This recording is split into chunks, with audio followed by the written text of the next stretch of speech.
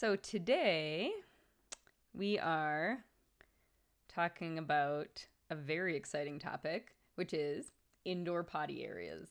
Um, I know a lot of you have dogs who are afraid to go outside at all, um, or afraid to go out on walks, afraid of being leashed, or very reactive and therefore really stressed out when they leave the house and go out into the neighborhood. And often we'll recommend that while you are working on training and potentially talking to a veterinary behaviorist about anti-anxiety medication to improve the quality of your dog's life, we say, don't take them out for now. And for some of you, that presents a problem because you don't have a yard. Or you have a yard, but your dog is afraid in the yard as well. And so today I wanted to show you some options for indoor toileting for your dog.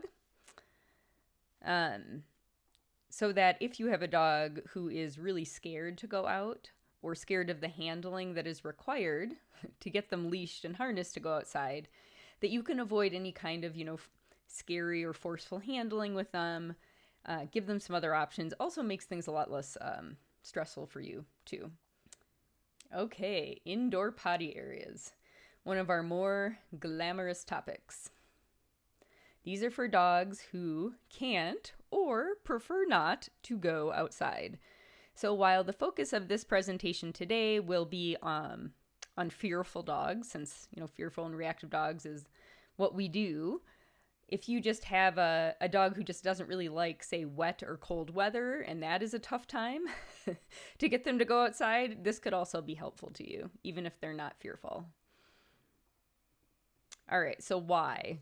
If you're asking why have an indoor potty area, you probably do not have a dog who is scared to go outside. If you have a dog who's afraid of the outdoors or afraid of you, and that is not that uncommon for a newly adopted fearful dog or a fearful foster dog, then getting them outside can be kind of an ordeal. If you have a dog who's reactive out on walks, and you're trying to decrease their exposure to triggers, to things that they react to, then not having to take them out to eliminate is helpful. Some of your dogs are afraid, like I mentioned, of being leashed or harnessed. That's a good reason to avoid doing that right now. And sometimes you live in an area where it's just not always safe to go outside. Maybe there are a lot of off-leash dogs who aren't friendly in your neighborhood or something like that. So these are some reasons why it might be worth taking the time to set up an indoor potty area. All right, so if you're going to go about this, here are some pointers to keep in mind. You want the area that you'd like the dog to go to be easy to get to. So eliminate any unnecessary barriers for them to get there, or else they won't use it, especially if they're fearful. We'll talk about size and layout considerations. And then, very importantly, from our point of view, how easy is it to clean? All right, easy access. So what does easy access mean for a fearful dog? Last week, we talked a little bit about safe spaces for fearful dogs. We talked about, having a pen or something that's out of the flow of main traffic, has some visual barriers, they're kind of protected.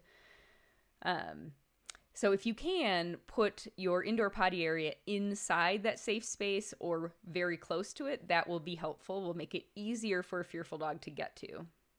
Make it low effort. If you can't put the potty area in or right next to their safe space, make sure there is a kind of protected route for them to get there from their safe space. A lot of fearful dogs are scared to cross big open areas in the house or potentially go through rooms where there are people. So you need to make sure they have a good way to get to their little indoor toilet area. And of course, as with most things for fearful dogs, if they're fearful of people in the house, you'll want the potty area to be kind of out of the way in a lower traffic zone. All right, so just a couple examples we have used for Pancake. Our foster, now adopted, newly adopted dog. Initially, when he came here, he was in his safe zone here, this pen in the kitchen, and his potty area was in there with him. So you see he's sitting on some fake turf, and there are some potty pads all around him, so really easy access. Now later on, as we became braver, we added a potty area here, kind of at the top middle of the slide by the laundry. And to get there, he could walk through the kitchen. And I know the kitchen is usually not a low traffic area, but most of the day in our house, it's pretty quiet. There's only two of us, two humans anyway, in the house. And it's kind of closed off to the rest of the house. So this was doable for him in a straight shot. So I'm taking this picture with my back right against his pen. So it's a pretty short distance and kind of protected. All right, size and layout matter as well. And you may need to experiment a little bit to see what your particular fearful dog likes, but these are some pointers that Pancake has given us as we experimented with a number of different options. One is you usually want to make the potty area bigger than you think it needs to be. I was surprised how often we had accidents just on the edge of the potty pad or whatever, even though I felt like it was big enough. And making the area bigger helped eliminate those sort of off the edge accidents. If you have a male dog who you're working with in your home, and unless they're one of those male dogs that never lifts their leg, having a vertical surface in their potty area that they can pee on is helpful, and also can like prompt them to use that area versus other areas that you don't want them to use. And finally, if you are planning on eventually getting the dog to go outside to eliminate rather than do it in the house, then if you can migrate over time that potty area towards the exit, that could help you eventually get them outside. All right, so look at a couple examples here and what boxes they tick. And a lot of times you won't have everything in every possible setup. You won't be able to tick all three boxes. But I can show you what we've done to try to do that. Now here, size and layout, it's Pancake had a pretty large area. So this whole area here with the fake turf, the potty pads, was kind of his toilet area. There's also, even going off to the left of the slide, there is more area over there with potty pads. Vertical surfaces, you can see behind him that the base of this table we wrapped in potty pads to give him one vertical surface. And then I'll show you there's another vertical surface we had. I'll show you in another view.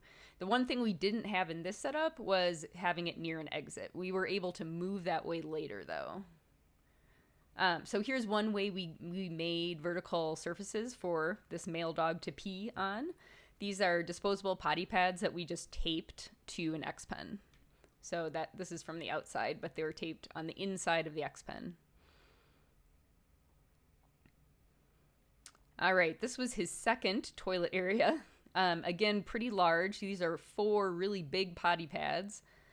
We are near the back door. That's the door I want him to go out eventually to go to the bathroom.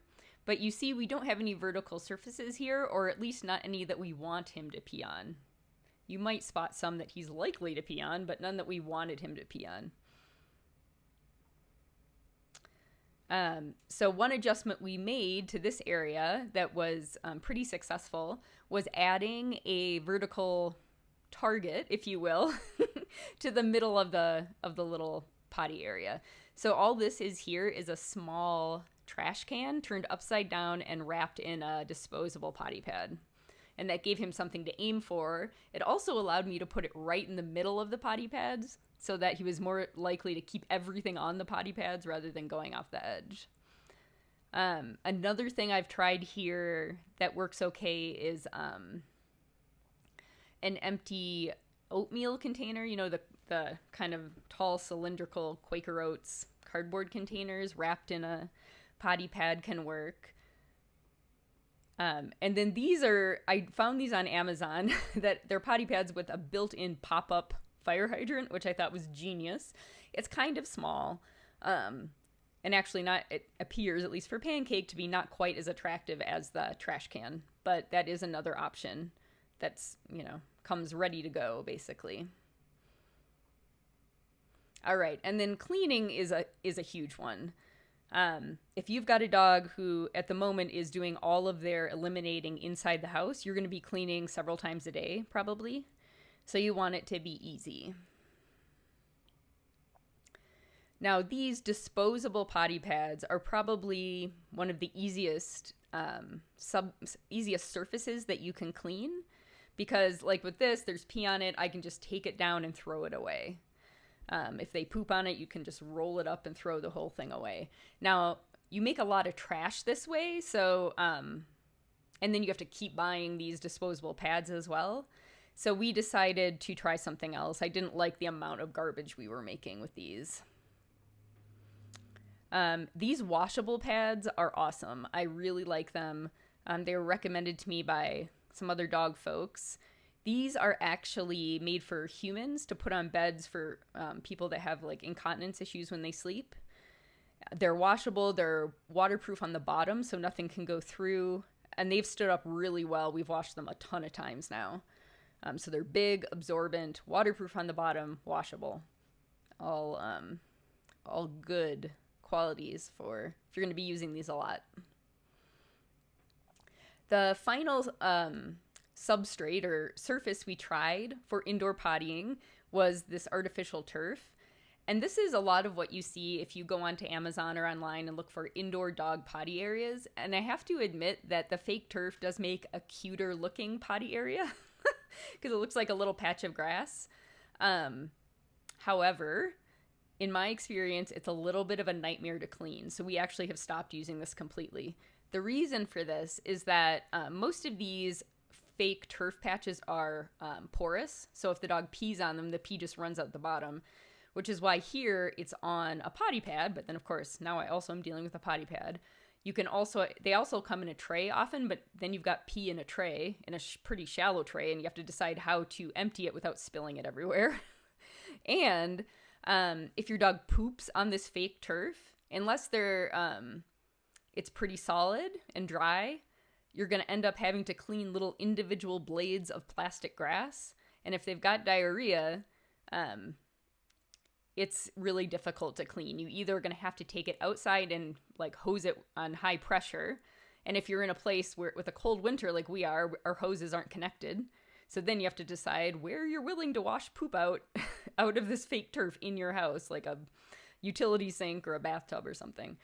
So anyway, I know that these are sort of more attractive, but aesthetically, but in practice, I completely hated this option, and I would not recommend it.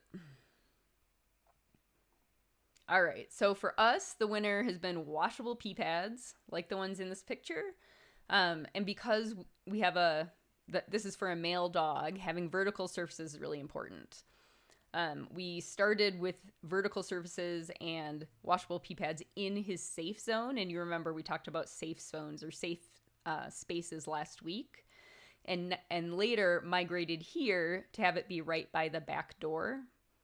And actually now he's mostly going outside, which is the door in the back of this picture. So he's not actually using indoor areas that much anymore, which is nice.